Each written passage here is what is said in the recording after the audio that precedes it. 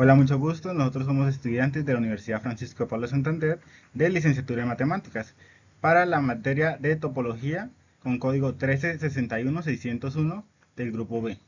Mi nombre es Uriel David Vega Tarazona. Y mi nombre es José Daniel Fuentes Mora. Nosotros le vamos a hablar sobre los conceptos básicos de la topología. Bueno, antes de hablar sobre los objetos básicos de la topología, vamos a hablar sobre qué estudia la topología. La topología es una rama de las matemáticas que se encarga de estudiar las propiedades de los objetos que se conservan cuando se deforman suavemente, es decir, sin romper, sin cortarlos o sin pegarlos. A diferencia de la geometría, la topología no se preocupa por medidas exactas, como longitudes o ángulos, sino por cómo están conectadas las partes de un objeto o un espacio. Por ejemplo, un círculo y un cuadrado en topología se puede decir que son equivalentes, ya que el uno se puede transformar en el otro tan solo estirando o transformándolo, sin necesidad de cortarlo o pegarlo. Ahora, pasando a los conceptos básicos de topología, la topología es una colección de subconjuntos de X a los que llamamos conjuntos abiertos. Y esto nos da un espacio topológico. Un espacio topológico es un par ordenado X tau donde X es un conjunto no vacío y tau es la colección de subconjuntos de X. Esta colección de subconjuntos tiene que cumplir tres propiedades.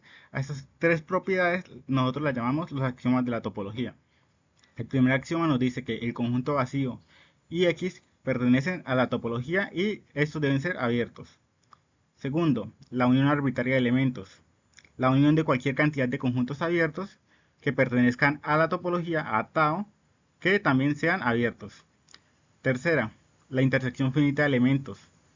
La intersección de una cantidad finita de abiertos que también es abierta y que pertenezcan a la topología. Ahora, para que un conjunto abierto es un conjunto que no incluye sus fronteras. Por ejemplo, en la recta real R, el intervalo, el intervalo abierto 2,5 es abierto porque no incluye el número 2 ni el número 5. Otra forma de entenderlo es con la definición de bolas abiertas. Un conjunto es abierto si para cada punto dentro del conjunto existe un pequeño intervalo o bola abierta completamente dentro del conjunto. Y bueno, una base de una topología es un conjunto de subconjuntos de un espacio de X que se usan para generar todos los conjuntos abiertos que pertenezcan a la topología. En otras palabras, en lugar de dar todos los conjuntos abiertos, damos un conjunto más pequeño, un conjunto de subconjuntos abiertos, al que llamamos la base, y los abiertos se obtienen a partir de las uniones de elementos de esta base. Bueno, ¿qué es la topología inducida? La topología inducida es la estructura que se le da a un subconjunto de un espacio topológico basado en la topología del conjunto más grande. Es decir, si ya tenemos un espacio con sus conjuntos abiertos y tomamos una parte de ese espacio, la topología inducida nos dice cuáles serán los conjuntos abiertos de este subconjunto. Ahora vamos con la línea del tiempo sobre la historia de la topología. En el año 1736, Euler y los puentes de Königsberg. La historia de la topología comienza en 1736, cuando Leonard resuelve el famoso problema de los puentes de Königsberg. Después pasamos al 1847, en donde se le da una definición formal del conjunto abierto con Bolzano, Weierstrass y otros. También durante el año 1847, Listing fue quien logró introducir el término de topología para sus estudios.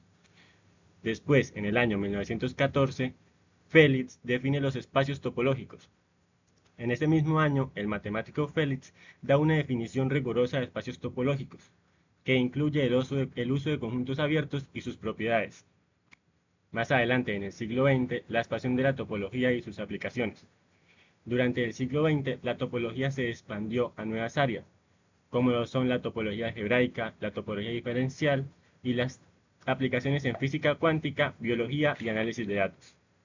La topología ha influido en diversas áreas. Esta ha dejado de ser solo una rama abstracta para convertirse en una herramienta clave y que sirva de gran apoyo para las ciencias modernas. En biología, por ejemplo, con la teoría de nudos, nos ayuda a comprender cómo se pliega el ADN o cómo se estructuran las redes neuronales complejas. En química, pues esta nos permite describir el espacio-tiempo, o otra sería también entender los nuevos materiales como los aislantes topológicos.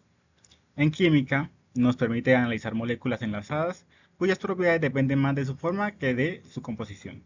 En cuanto a la enseñanza de las matemáticas, la topología promueve el desarrollo del pensamiento abstracto, mostrando que lo esencial no siempre es visible. Su riqueza conceptual y sus conexiones interdisciplinarias la convierten en una aliada poderosa tanto para la formación matemática como para entender el mundo, desde estructuras más profundas.